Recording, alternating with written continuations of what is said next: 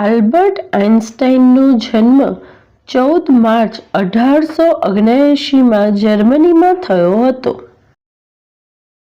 તેઓ સાપેક્ષવાદ, ખાસ કરીને ઊર્જાની સમાનતાના સિદ્ધાંત માટે જાણીતા છે.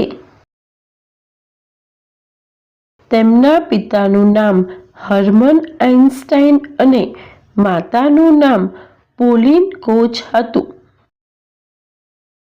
તેમના પિતા હર્મન આઇન્સ્ટાઈન એક સેલ્સમેન અને એન્જિનિયર હતા.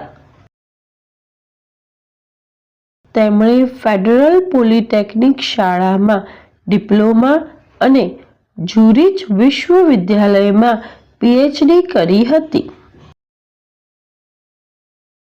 શાળાના સમયથી જ ફિઝિક્સ અને ગણિત તેમના પસંદગીના વિષયો હતા.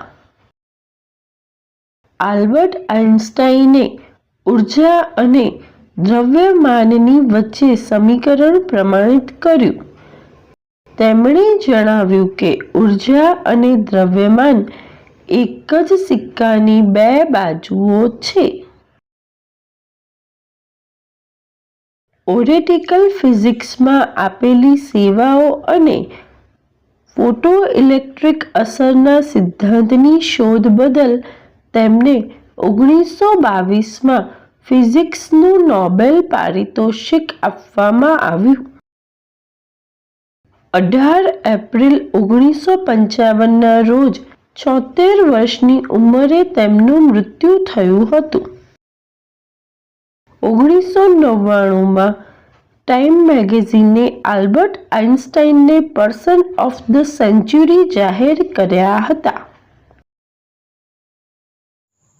Thanks for watching.